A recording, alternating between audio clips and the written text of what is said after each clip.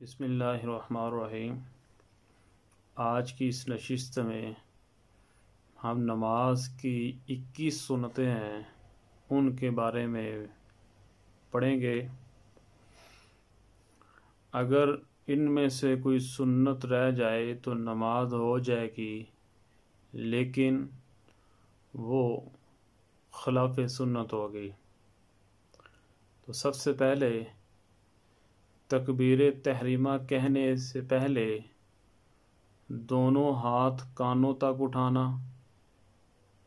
Number 2، دونوں ہاتھوں کی انگلیاں اپنے حال پر کھلی اور قبلہ رخ رکھنا۔ نمبر 3، تکبیر کہتے وقت سر کو نہ جھکانا۔ نمبر 4، امام کا تکبیر تحریمہ اور ایک رکن سے دوسرے رکن میں جانے کی تمام تکبیریں بقدر بلند آواز سے کہنا۔ نمبر 5، دائیں ہاتھ کو بائیں ہاتھ پر ناف کے نیچے رکھنا۔ نمبر 6، ثنا پڑھنا۔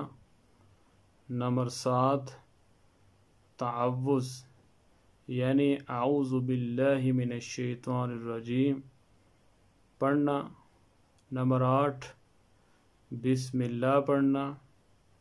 نمبر 9، فرض کی تیسری اور چوتھی رکعت میں سورہ فاتحہ پڑھنا۔ نمبر 10، آمین کہنا۔ نمبر 11، ثنا، تعوذ، بسم اللہ، آمین سب کو آہستہ کہنا۔ نمبر 12، سنت کے موافق قرات کرنا، یعنی جس نماز میں جس قدر قرآن پڑھنا سنت ہے اس کے موافق پڑھنا۔ نمبر 13، رکوع اور سجدہ میں کم از کم 3 بار تسبیحات پڑھنا۔ نمبر 14، رکوع میں سر اور پیٹھ کو ایک سیدھ میں رکھنا اور دونوں ہاتھوں کی کھلی انگلیوں سے گھٹنوں کو پکڑ لینا۔ نمبر 15، قوما میں امام کو سمیع اللہ لمن حمیدہ اور مقتدی کو ربنا لک الحمد کہنا اور منفرد کو دونوں کہنا۔ نمبر 16، سجدے میں جاتے وقت پہلے دونوں گھٹنے، پھر دونوں ہاتھ، پھر پیشانی رکھنا۔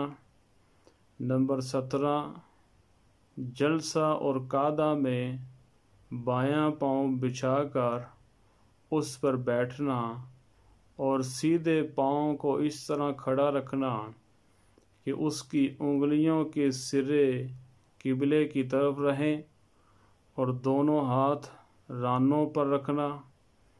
نمبر 18، تشہد میں اشہد ان لا الہ الا اللہ کلمہ پر شہادت کی انگلی سے اشارہ کرنا۔ نمبر 19، قاعدہ اخیرہ میں تشہد کے بعد درود شریف پڑھنا۔ نمبر 20، درود کے بعد دعا پڑھنا۔ نمبر 21، پہلے دائیں طرف پھر بائیں طرف سلام پھیرنا۔ یہ 21 سنتیں ہیں، اگر نماز میں پائی جائیں تو انسان کو 2100 شہیدوں کا ثواب ملتا ہے، کیونکہ آپ علیہ السلام نے فرمایا کہ من احیا سنتی عند فساد امتی فلہ اجر 100 شہید او کما قال علیہ السلام، جس نے میری ایک سنت کو زندہ کیا اس کو 100 شہیدوں کا ثواب ملتا ہے۔ لہذا ہم سنتوں کو ضرور ادا کیا کریں۔ اور ایک اور روایت یاد آ گئی، فرمایا من احیا سنتی فقد احبانی، ومن احبنی کان معی فی الجنت الفردوس او کما قال علیہ الصلوۃ والسلام، جس نے میری ایک سنت کو زندہ کیا اس نے مجھ سے محبت کی، اور جس نے مجھ سے محبت کی کل قیامت والے دن میرے ساتھ جنت الفردوس میں ہوگا۔ اللہ تعالیٰ عمل کی توفیق دیں۔